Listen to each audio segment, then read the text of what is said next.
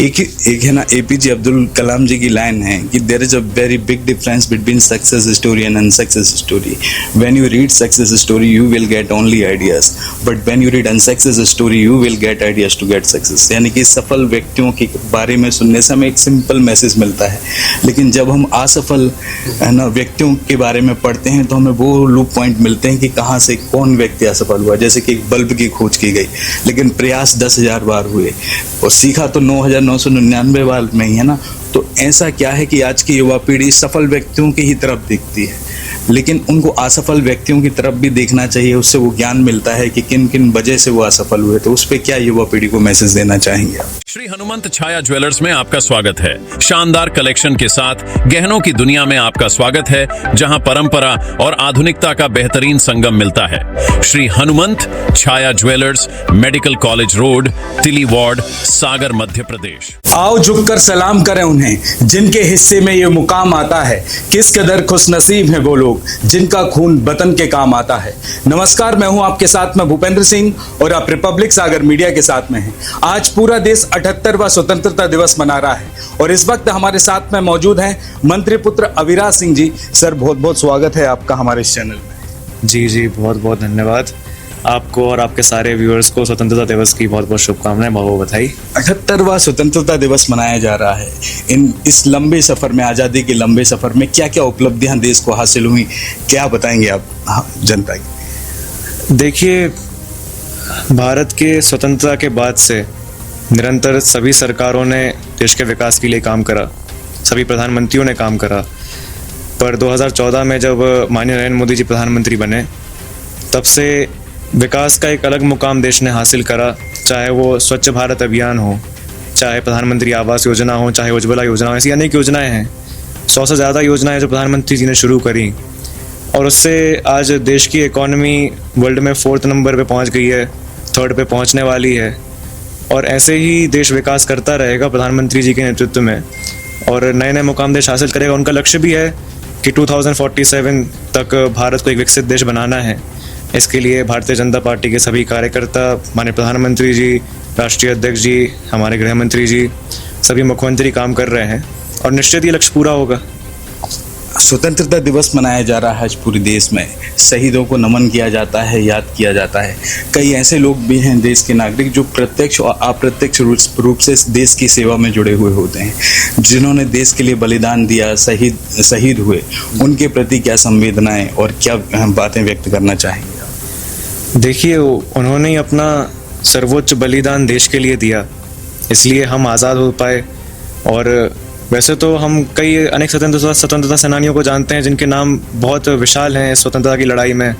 चाहे सुभाष चंद्र बोस जी हों, महात्मा गांधी जी हों, भगत सिंह जी हों, अंबेडकर जी हों, सरदार पटेल हों, नेहरू जी हों, सभी ने अपना योगदान दिया है देश की स्वतंत्रता में। लेकिन उसके अलावा ऐसे हज़ारों करोड़ों स्वतंत्रता सेनानी हुए जिनको आज उतना देश जानता नहीं है, पर जिनका बहुत बड़ा बलिदान देश के लिए है, बहुत बड़ा योगदान देश के लिए है। तो आज हम उनको भी नमन करते हैं। सभी बड़े जो फेस रहे हमारे इंडिपेंडेंस मूवमेंट के, उनको भी नमन करते हैं। और इसी के साथ ये स्वतंत्रता दिवस हो या गणतंत्र दिवस हो, ये जो दिवस होते हैं, इस पे पूरा देश एकजुट होकर इनको मनाता है। क्योंकि आप जानते हैं कि हमारे देश में अनेक जातियाँ हैं, अनेक धर्म हैं, तो सबके अलग फेस्टिवल होते हैं, अलग ओकेजन्स होते हैं। लेकिन ये ऐसे पर्व होते हैं जिसमें पूरा देश एकजुट होकर बस भारत माता की जय बोलता है। तो ये हमारे नेशनलिज्म को, राष्ट्रभक्ति को भी दिखाता है। और प्रधानमंत्री जी ने, राष्ट्रीय अध्यक्ष जी ने ऐसे अनेक कार्यक्रम भी शुरू करे जो पहले कभी किसी सरकार ने कल्पना भी नहीं करी थी। चाहे वो हर घर तिरंगा अभियान हो, चाहे तिरंगा यात्राएं हों। इससे एक राष्ट्रभक्ति की भावना देश में बढ़ती है और ज़्यादा से ज़्यादा लोग, बल्कि मैं तो कहूँगा हर पार्टी के लोग इससे जुड़ते हैं।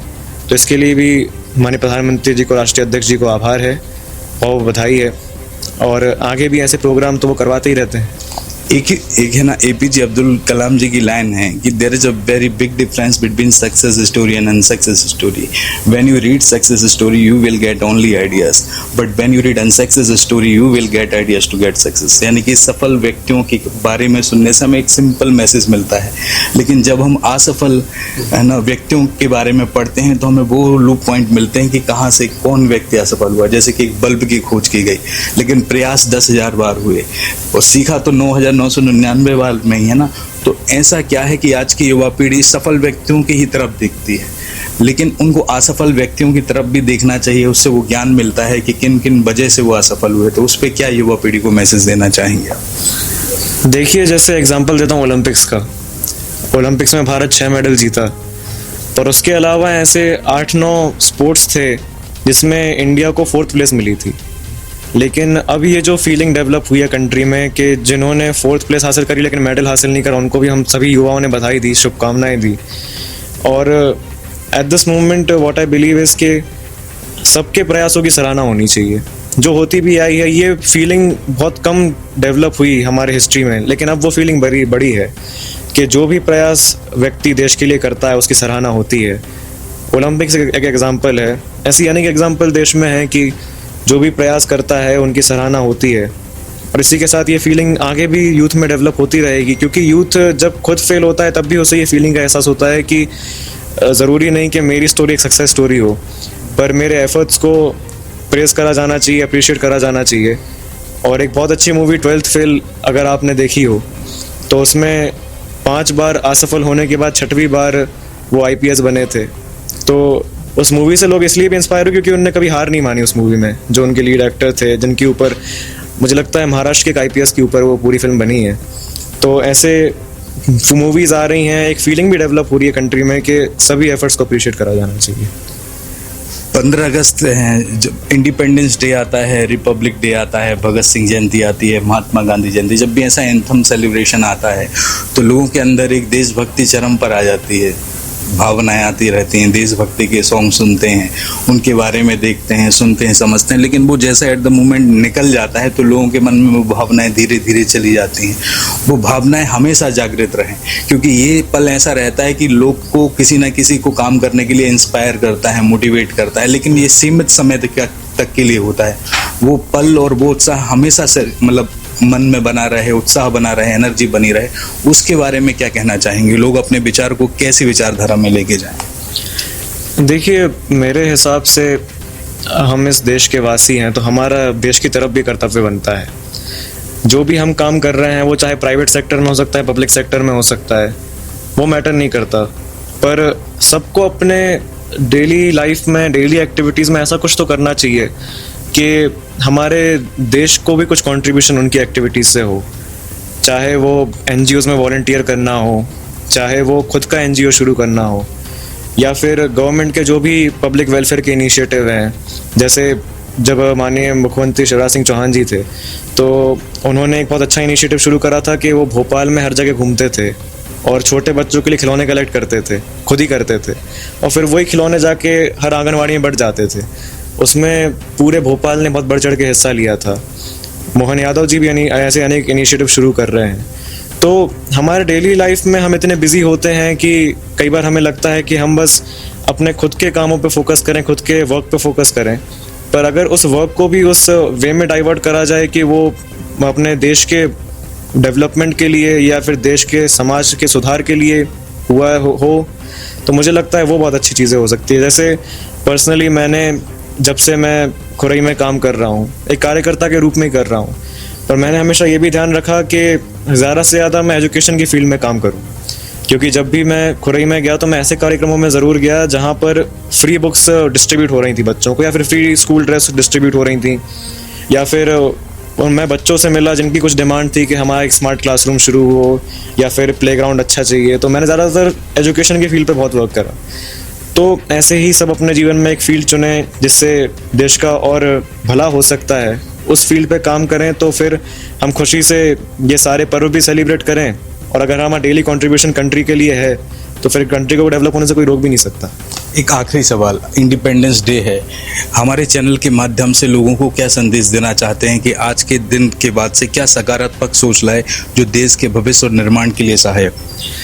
देखिए, किसी भी कंट्री में सबसे बड़ा जो फैक्टर होता है उसका आगे बढ़ने के लिए, वो होता है नेशनलिज्म, राष्ट्रभक्ति, और उसी के साथ यूनिटी। तो अभी हमारे देश में कुछ लोगों में ये विचारधारा हो सकती है कि मैं इस पंथ के लोगों के साथ नहीं बैठूंगा या इस कास्ट के लोगों के साथ नहीं बैठूंगा, हमें सबको एकजुट होकर देश के विकास में काम करना है और एकजुट होकर भारत माता की जय बोलना है, एकजुट होकर ये सारे जितने भी पर्व होते हैं सेलिब्रेट करना है। और इसी के साथ ये भावना होनी चाहिए कि हम सब एक हैं, सभी भारतीय एक हैं। और इसी के साथ स्कूल में हम लोग बोलते भी थे, India is my country and all Indians are my brothers and sisters. Bharat मेरा देश है और सभी भारतीय मेरे भाई और बहन हैं। तो यही भावना सब में डेवलप होनी चाहिए कि आखिरकार सब भारतीय हैं। ज़रूरत इससे फ़र्क नहीं पड़ना चाहिए कि वो कौन सी कास्ट के हैं, रिलीजन का है। सबको एकजुट होकर देश के विकास में काम करना चाहिए, भले वो किसी भी पार्टी को सपोर्ट करते हों, पर उनका जो भी कंट्रीब्यूशन हो कंट्री के डेवलपमेंट के लिए हो। और इसी के साथ सब में ब्रदरहुड हो और सब एकजुट होकर देश को आगे ले जाएं, ये भावना देश में होनी चाहिए। बहुत बहुत धन्यवाद सर चैनल के साथ में जुड़ने के लिए थे। ये थे हमारे साथ में मंत्री पुत्र अविराज सिंह जी। आज स्वतंत्रता दिवस है और स्वतंत्रता दिवस के अवसर पर आज हमने उनके दृष्टिकोण और विचारधारा को जाना कि आज से अगर जनता या लोग अपने मन में क्या विचारधारा लाएं जो देश के उत्थान और विकास के लिए सहायक हो सके। कैमरामैन मोहसिन के साथ भूपेंद्र सिंह, रिपब्लिक सागर मीडिया, सागर, मध्य प्रदेश। श्री हनुमंत छाया ज्वेलर्स में आपका स्वागत है। शानदार कलेक्शन के साथ गहनों की दुनिया में आपका स्वागत है, जहां परंपरा और आधुनिकता का बेहतरीन संगम मिलता है। श्री हनुमंत छाया ज्वेलर्स, मेडिकल कॉलेज रोड, तिली वार्ड, सागर, मध्य प्रदेश। मां शारदा इंटरप्राइजेस के साथ अपने सपनों का घर बनाएं। आधुनिक फर्नीचर की नई रेंज, होम डेकोर के नवीनतम ट्रेंड्स, कस्टम डिजाइन, उच्च गुणवत्ता वाले उत्पाद, कस्टमाइजेशन एवं सुरक्षित और सस्ते इंस्टॉलेशन की सुविधा उपलब्ध है। Marriage garden, hotel, restaurant, showroom, office, hospital, दुकान एवं मकान के नवीनीकरण, इंटीरियर डेकोरेशन मटेरियल के लिए सागर का एकमात्र showroom.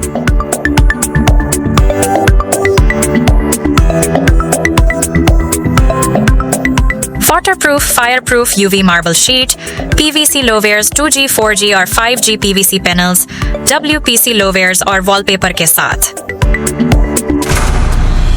Drawer, sofa set, single bed, double bed, अलमीरा, ड्रेसिंग टेबल और आर्टिफिशियल ग्रास के साथ बहुत कुछ। होम कंसल्टेशन, डिजाइनिंग के लिए सलाह, फाइनेंस और EMI की सुविधा भी उपलब्ध है। तो फिर आज ही विजिट करें और आसान किस्तों में फर्नीचर अपने घर ले जाएं। हमारा पता है मां शारदा इंटरप्राइजेस, श्री राघव जी मंदिर परिसर, स्टेट बैंक वाला हाल, श्री सत्यनारायण मंदिर की घाटी के सामने, बड़ा बाजार, सागर, मध्य प्रदेश।